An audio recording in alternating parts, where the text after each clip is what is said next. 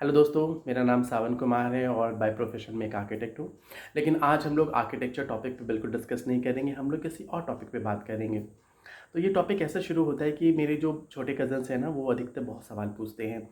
वो पूछते हैं कि भैया ये जो सूरज है, इसके बारे में ऐसा सुना है कि ये 7 अलग-अलग रंगों के घोड़े पे सवार होकर के पूरे ब्रह्मांड की परिक्रमा करता है, पूरे ब्रह्मांड के चक्कर लगाता है और इसकी स्पीड बहुत तेज़ होती है। ऐसा करके है, मतलब उन्होंने किसी सीरियल में माइथोलॉजिकल सीरियल में देखा होगा। तो मुझे लगा कि इसका आंसर तो करना चाहिए। जब मैं बाकी सारी चीज़ों का साइंटिफिकली एनालिसिस करता हूँ, तो क्यों ना हमारे देवी देवताओं ने जो कहा है और जो ऋषि मुनि ने कहा उसके बारे में भी सोचा जाए। तो मैंने ये देखा कि आज से जब हज़ारों लाखों साल पहले, जब ऐसे कंप्यूटर्स नहीं थे और इतना प्रिंटिंग का सिस्टम नहीं था, या फिर हो सकता रहा होगा प्रिंटिंग का सिस्टम जो बाद में डिस्ट्रॉय हो गया, तो मौखिक शिक्षा देने की उस समय व्यवस्था थी। गुरु कुछ बोलते थे मुँह से और शेष से उसे समझ करके अपने में वो उसे ग्रहण करते थे। लेकिन अब इतने कॉम्प्लेक्स कॉम्प्लेक्स जो टॉपिक्स होते थे, उनको समझना इतना आसान भी नहीं होता। तो मुझे लगता है इसको सिंप्लीफाई करने के लिए ना गुरु बहुत अलग-अलग तरह के एग्ज़ाम्पल देते थे। तो अगर उस अपने कज़न के क्वेश्चन पे मैं वापस से आ जाऊँ कि सूरज जो है वो 7 अलग-अलग रंगों के घोड़े पे सवार होकर के ब्रह्मांड की परिक्रमा करता है बहुत तेज़ी से। तो पहला जो प्रश्न है कि वो 7 अलग-अलग रंगों के घोड़े पर, तो क्या ऐसा नहीं हो सकता कि गुरु समझाना चाहते हों शिष्य को कि जो सूरज का जो प्रकाश है, वो 7 अलग-अलग रंगों से बना हुआ है, व्हिच इज़ साइंटिफिकली प्रूवन, जिसको हम लोग विबग्योर कहते हैं। V for violet, I for indigo, B for blue, G for green, Y for yellow and O for orange and R for red।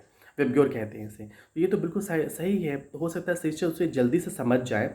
ऐसा समझाने के लिए जो गुरु होते थे वो कुछ एग्जाम्पल्स देते थे। आज भी हम लोग छोटे बच्चों को पढ़ाने के लिए जब हम लोग कई कई अलग अलग तरह के एग्जाम्पल देता है ताकि उनको जल्दी से जल्दी समझ में आ जाए।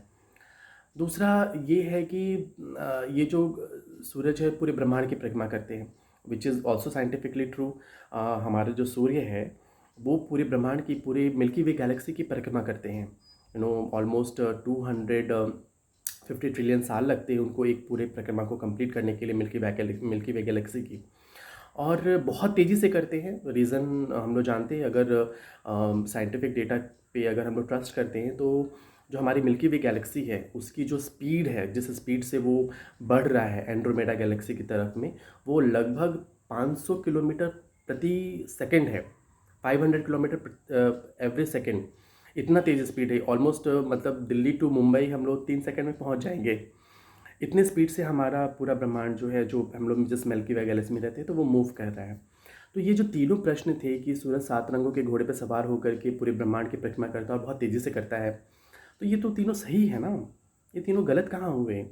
तो हमारे जो भी जो ऋषि मुनि थे या देवी देवता जो थे, जो हमें बहुत सारी बातें बता के गई हैं, तो हम लोग उसके ऊपर में कभी भी साइंटिफिकली नहीं सोचे और हमें वो झूठ लगने लगता है। और आज की जनरेशन उसको चैलेंज करती है कि ये चीज़ तो हो ही नहीं सकता है। लेकिन अगर उसको साइंटिफिकली देखा जाए ना, तो वो बिल्कुल सही होती है। तो हम लोग नेक्स्ट एपिसोड में देखेंगे ऐसा ही कोई मज़ेदार से टॉपिक पे कि वो जो कहा गया है वो माइथोलॉजी है या वो सच है। तब लोग मिलते हैं। मेरे चैनल को ज़रूर सब्सक्राइब कीजिए और लाइक एंड कमेंट्स ज़रूर कीजिए। Thank you so much.